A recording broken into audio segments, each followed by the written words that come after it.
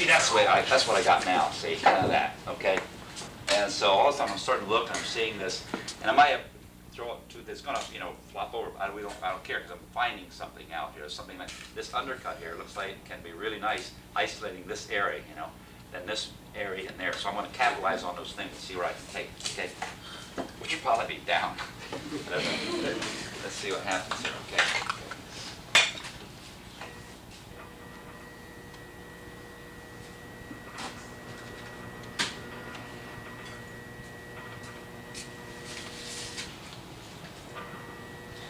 It's going to have a nice round bottom. Okay? Right. Okay, we'll deal with that. Okay. All right. Now, let's set this out. Let's see, maybe this start here. I like to work with ribs because then I can just, force it into shape. So I'm going to force this down to have a wider, this part, wider, down. So, but I want this rim loosened up, so I'm going to do that ahead of time, and just maybe by scribing, some lines here, see, I can loosen this. Then we'll just see what happens as we go here, see, okay? Now let's just set this down and see what happens.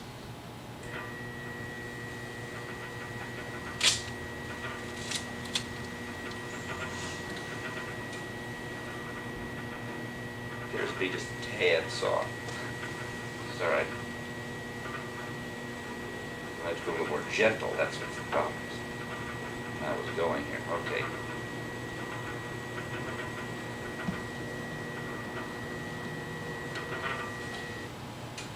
Okay, I like what's happening with the rim now. You see what this business is happening in here, It's much more, open. It has a much more feeling of looseness to it, see? And it will accept that the rigors of salt firing, of vapor glazing, will accept those.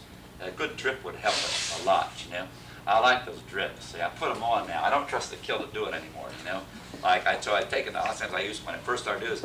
I liked the drips, but I never liked where they went, So I would sand the bottom of the kill shelves off, how to get all like that, and I would grind that all up, and then I'd mix a little frit with it, see? And then I'd put my drips on before I put it in the kiln, see? And then that'd melt right there. It's a good drip, see? To loosen it up. So now I just take frit, and I'll show you in the slides, and I just put a little drip right on there. See, a little magic dust, a little magic powder. Makes it beautiful. So, okay, and I like what's happening. See the difference, the relationship. Now I'm getting a difference between the tension. I hope that I'm starting to set up between this and this, That's important. I don't care what happens out here. I just tool that off. And if I'm going to tool it, I just didn't tool that much as that much. I don't give a damn. It just takes me a minute. Cut it right off, no problem, see? So I'm interested with the inside of it right now at this point, see? So that I'm going to try to take this a little bit flatter, see? Maybe I'll just, yeah, right, okay. And so I'm just going to push this down just a tad more.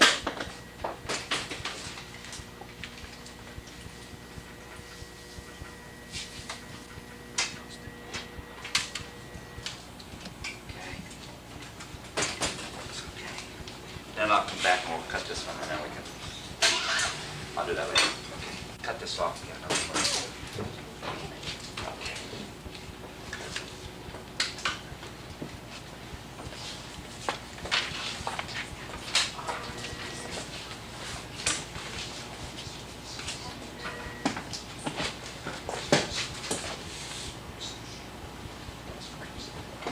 So they always get down to this bottom piece of clay on the hump here, And it never works, Nothing ever happens with the last piece. Nothing ever works, but you always use it. There's no way you're not going to use it, right? But nothing ever happens from it. It's the damnedest thing I've ever seen, But, I should up right now, but no, we're not going to do that. Because I'm going to, one of these days, make it work, So, anyhow, I'll try to, I'll show you another evolution of this form. Yeah, cut that off with a nice slant and everything.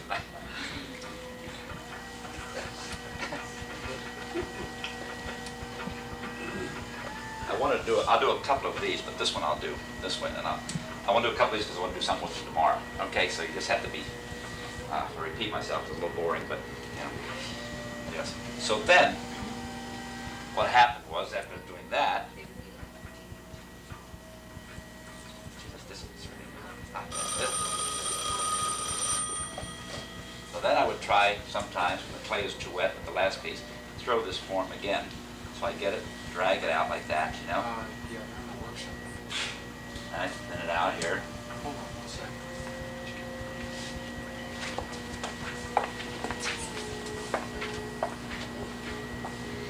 And so often, it would do it with it.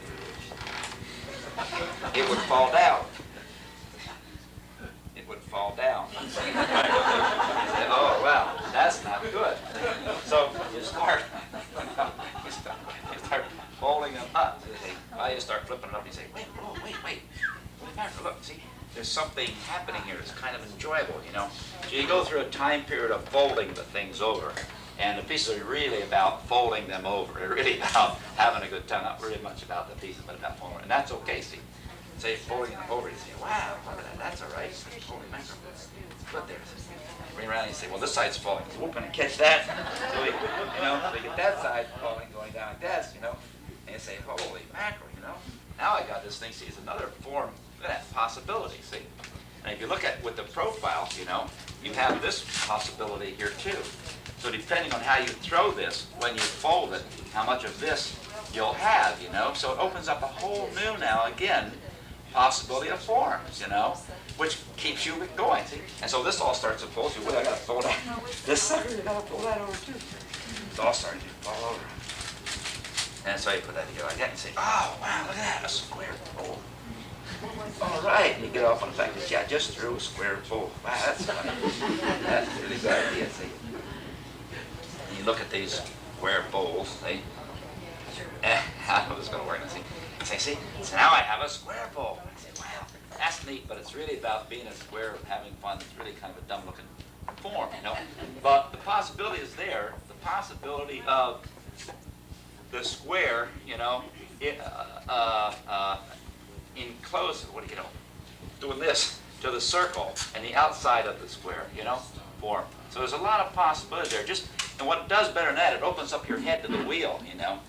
And at the wheel, everything doesn't have to be round, you know, because the wheel goes around, you know. After a bit, you find out the wheel is just like a rolling pin, or a hammer, or a saw, or a soldering iron. It's a tool to help you gain that which you want to happen there, see? So that's important. So I say, well, I got to get that, you know, stuff out of there because it looks too tricky. So then I would go in and just start to say, well, I just kind of wedged up because I had no more clay there. I don't wedge up, so I just sort of re-throw this sucker, see? And I say, well, it's like throwing a square bowl. So all of a sudden then, square bowls came, see?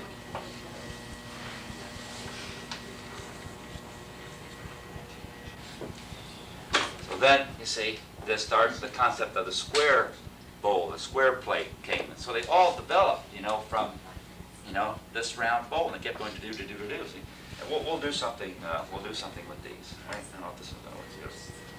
Let's see if this.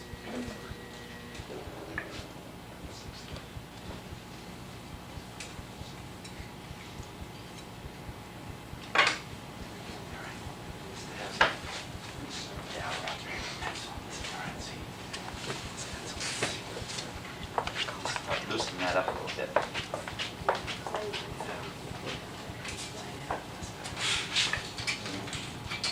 Because now, we're not afraid to do things because it's no longer a bowl, a pottery form, see? Now we can really have a lot of fun now, you know, it's not work. And so we start having fun, and all of a sudden, the work starts to express this fun you're having and becomes part of what you're about and everything, see, this thing. So you start piercing the clay, drawing into it, making those marks which improve the piece. And you think, you know, accepting or rejecting certain parts. Maybe I don't like that hole as such, you know. So we take and sort of plug that up a little bit. See, that'd be okay. We'll cut this one off and we'll do something with that.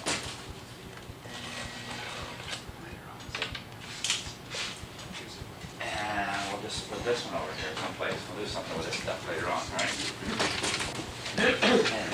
Now, I can't take my chair. Here, okay.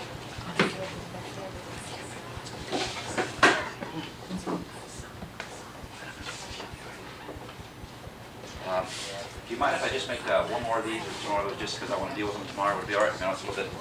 Okay, just take me a minute here now.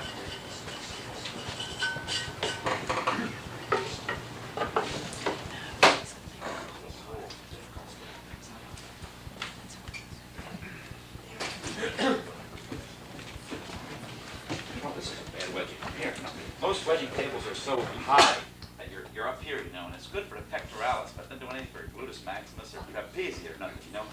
Down on the floor, you know, you get your whole body into it. See, then this whole, you know, this big canny kind of approach to the clay makes it worthwhile. So you build, yeah, goes right in with the activities. See, you know, charging nothing for that.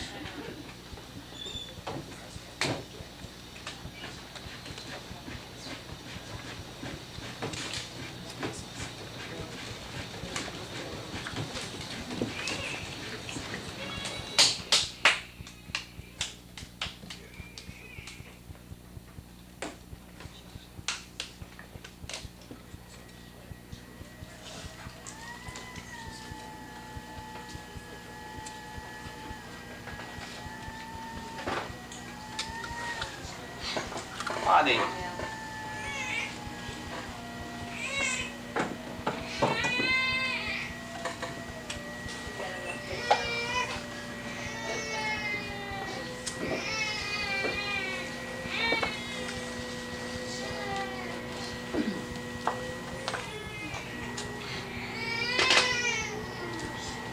That made him mad.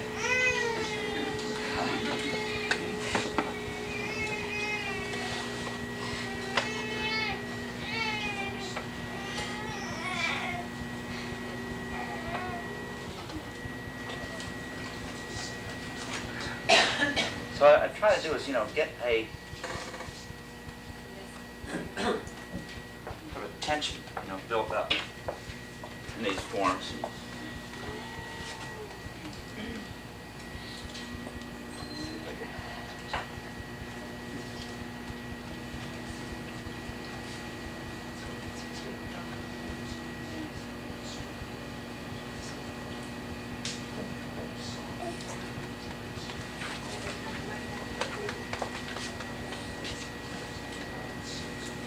Sort that a little bit. I don't like the edge piece. Just sort of bring this one down again. I see my red. Notice I had every movement, pure poetry. You know, so just no time to my fingers leave my hands. It's just fantastic. Control. Dummy is working. Just sort of do something in there. See, it doesn't matter what I do in there, but it's going to be erased anyhow, kind of, or partially. Just that I want to do something, like some kind of a little better mark in there. You know?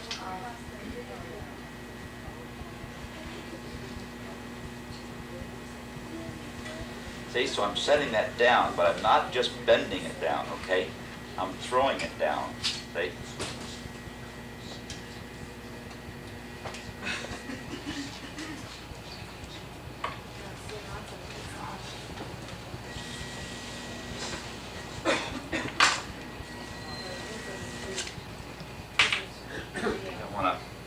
Actually, I want to loosen this up a little bit in here.